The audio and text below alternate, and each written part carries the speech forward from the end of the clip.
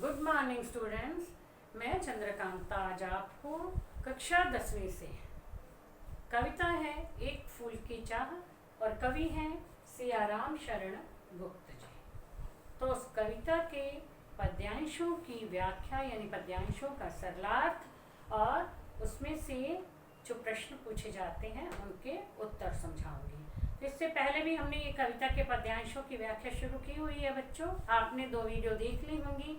तो आज हम पद्यांश नंबर 6 वो पढ़ते हैं। 5 पद्यांशों की व्याख्या और उसके अंदर से दिए गए प्रश्नों के उत्तर मैंने आपको समझा दिए हैं। तो चलो शुरू करते हैं। बुक खोलो अभी आप अपनी और उसमें से हम शुरू करते हैं। तो पद्यांश नंबर जो 6 है वो करते हैं। इससे पहले हमने अब पढ़ लिया था कि कैसी सुखिया जो है महामारी की शिकार हो गई थी, बुखार से तप रही थी। उसने अपने पिता से एक मांग रखी थी। क्या मांग रखी थी? कि मुझे माँ के मंदिर से प्रसाद के रूप में एक फूल ला करके दे दो। पिता अपनी बेटी के पास बैठा हुआ उसे बचाने के नए नए उपाय सोच रहा था, लेकिन उसे कोई उपाय नहीं सूझ रहा था। इसलिए चिंता में बैठे बैठे कब सुबह से शाम हो गई उसे पता भी नहीं चला था, और कब जो है सूरज डूब गया, अंधकार हो गया, कुछ भी नहीं जान पाया। और इस प्रकार से आंखों को ठंडक पहुंचाने वाले तारे भी उसे बहुत कष्टदायक लग रहे थे, क्योंकि वह पिता बहुत दुखी था। तब अगला पद्यांश है। देख रहा था जो सुस्थिर हो, नहीं बैठती थी क्षण भर। हाय वही चुपचाप पड़ी थी, अटल शांति सी धारण कर।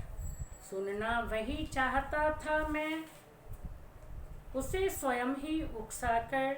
मुझको देवी के प्रसाद का एक फूल ही दो लाकर। अब जो इसमें शब्द है सुस्थिर, मतलब बिना हिले डुले, चुपचाप से जो है पड़े रहे वह। अटल, जो टले नहीं। उकसाकर, प्रेरित करके, स्वयं खुद। तो अब इसमें कवि जो है एक दुख से पीड़ित पिता की व्यथा का वर्णन करते हुए क्या बता रहे हैं। अब वो पिता क्या कह रहा है? देख रहा था जो सुस्थिर हो, नहीं बैठती थी क्षण भर। क्योंकि उस पिता की बेटी जिसका नाम सुखिया था वो बहुत ज़्यादा बीमार हो गई थी, महामारी की चपेट में आ गई थी। उसका शरीर बुखार से तप रहा था। और वो क्या कह रहा है कि जो 1 मिनट के लिए भी टिक करके नहीं बैठती थी, यानी कितना भी मना किया जाता था फिर भी वो खेलने के लिए बाहर चली जाती थी, तो 1 मिनट भी सुस्थिर होकर यानी टिक करके नहीं बैठती थी। हाय वही चुपचाप पड़ी थी, अटल शांति सी धारण कर। लेकिन वही बच्ची आज चुपचाप से बिल्कुल शांत होकर के लेटी हुई थी। सुनना वही चाहता था मैं। अब पिता क्या कहता है कि मैं अपनी बेटी से दोबारा वही बात सुनना चाहता था, यानी पिता चाहता था कि वह चुपचाप से न पड़ी रहे, बल्कि कुछ तो बोले, कुछ तो मुझसे बात करे। तो वो क्या चाहता है कि मेरी इच्छा यही है कि वो यही बात दोबारा कह दे, मुझको देवी के प्रसाद का एक फूल ही दो लाकर। वो बार बार उसे उकसा रहा था, बोलने के लिए कह रहा था, और ये सोच रहा था मन में चलो और कुछ नहीं बोलती तो ये बात ही कह दे कि पिताजी मुझे देवी माँ के मंदिर से प्रसाद के रूप में एक फूल लाकर दे दो। इस प्रकार से दुखी पिता अब अपनी बेटी की आवाज़ को सुनना चाहता था। तो अब है कवि के अनुसार पिता क्या देख रहा था। कवि के अनुसार पिता देख रहा था कि उसकी चंचल बेटी जो एक पल भी टिक कर घर के अंदर नहीं बैठती थी, 1 मिनट के लिए भी चुप नहीं होती थी, पूरा दिन बोलती रहती थी, वही आज अटल शांति सी धारण करके बिल्कुल शांत होकर के चुपचाप लेटी हुई है। तीसरा, अब अगला प्रश्न आता है। लड़की की वर्तमान और पहले की हालत की तुलना काव्यांश के आधार पर कीजिए। मतलब पहले वही लड़की एक पल भी घर के अंदर नहीं बैठती थी, सारा दिन घर से बाहर उछलती कूदती हुई खेलती रहती थी, लेकिन अब बीमार होने के कारण वह बच्ची एक पल भी उठकर बैठ नहीं पा रही है, किसी से बात नहीं कर रही है, बिल्कुल शांत होकर चुपचाप से लेटी हुई है। लड़की को उकसाकर पिता क्या सुनना चाहता था और क्यों सुनना चाहता था? लड़की को उकसा करके उसका पिता उसकी आवाज़ सुनना चाहता था। वो चाहता था वह कुछ तो बोले, क्योंकि चुपचाप पड़ी थी तो पिता बहुत दुखी था और वो सुनना चाहता था कि चलो और कुछ नहीं कहते तो कम से कम यही बात दोबारा कह दे कि पिताजी मुझे देवी माँ के मंदिर से प्रसाद के रूप में एक फूल ही लाकर दे दो। अब यह क्यों सुनना चाहता था? क्योंकि उसको डर था, उसके मन में ये डर बैठ गया था कि यदि उसकी बच्ची को कुछ हो जाएगा तो इसके बाद यानी आज के बाद शायद वो उसकी आवाज़ कभी नहीं सुन पाएगा, क्योंकि उसके मन में डर तो आ गया था कि उसकी बच्ची अब नहीं बच पाएगी, यानी वह अपनी बेटी को नहीं बचा पाएगा। तो अब इसका अगला पद्यांश।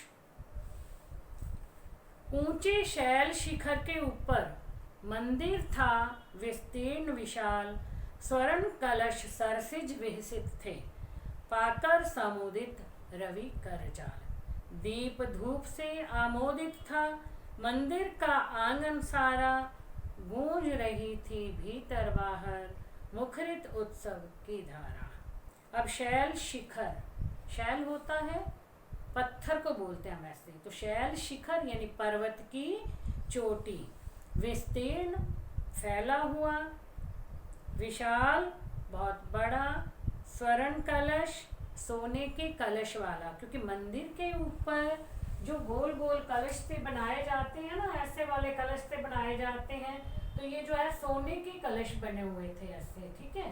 तो ये जो सोने के कलश वाला मंदिर था।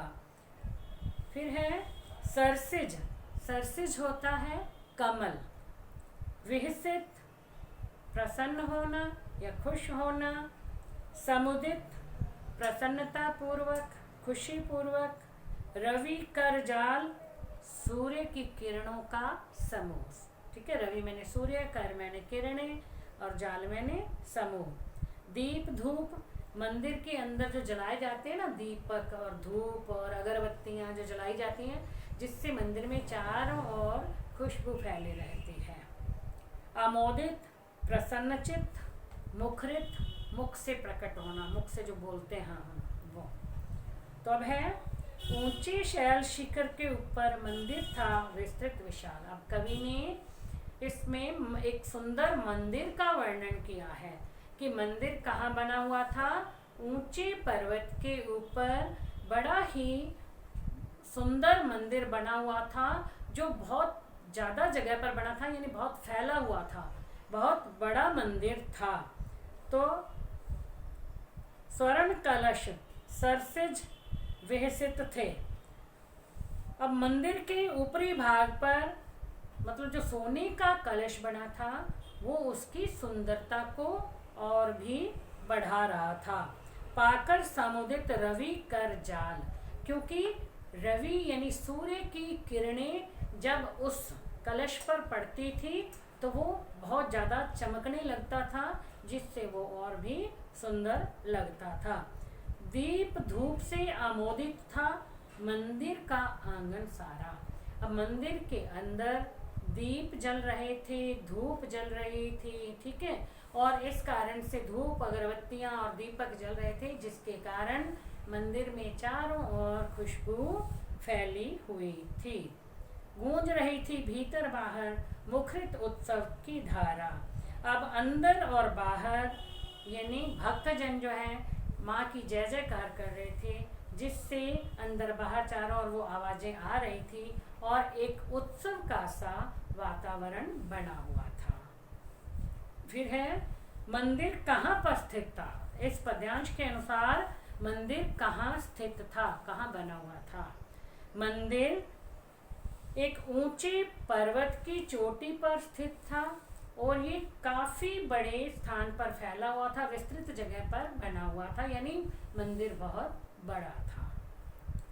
मंदिर के स्वर्ण कलश की तुलना किससे की गई है? मंदिर के स्वर्ण कलश की तुलना तालाब में खिले हुए कमल से की गई है। वो कमल के समान जो था वो मंदिर का कलश बना हुआ था, और उस पर जब सूर्य की किरणें पड़ रही थी तो वो उसी प्रकार सूर्य की किरणों से चमकता हुआ अपनी सुंदरता को बिखेर रहा था। जिस प्रकार से तालाब में खिले हुए कमल पर सूर्य की किरणें पड़ती हैं तो वो तालाब जो है, तालाब के अंदर का फूल जो है सूर्य की किरणें पड़ने से वो खिल जाता है, उसी तरह से उस पर मंदिर के कलश पर सूर्य की किरणें पड़ रही थी तो अपनी सुंदरता को बिखेर रहा था। मंदिर में का वातावरण कैसा था? मंदिर ऊंचे पर्वत शिखर पर बना था, बहुत बड़ा बना हुआ था, यानी बहुत सारी जगह पे बना हुआ था। अंदर धूप और दीप जल रहे थे, चारों ओर खुशबू फैली हुई थी, लोग माँ की जय जयकार कर रहे थे, जिससे ऐसा लग रहा था मानो कोई उत्सव हो रहा हो। इस प्रकार से चारों ओर आनंद का वातावरण बना हुआ था। तो बच्चों, ये पद्यांश आपको समझ में आ गए होंगे, इसके प्रश्नों के उत्तर भी आपको अच्छी तरह से समझ आ गए होंगे। और यदि नहीं भी आते हैं तो बेटा आप 1-2 बार यदि ये वीडियो देख लोगे तो ऐसा मुझे नहीं लगता कि आपको समझ में नहीं आएगा। तो प्लीज़ इन वीडियोज़ को देखो और सब सवालात और प्रश्नों के उत्तर समझने का प्रयास करो। अब बाकी के जो पद्यांश हैं वो मैं आपको नेक्स्ट वीडियो में समझाऊंगी। Thank you.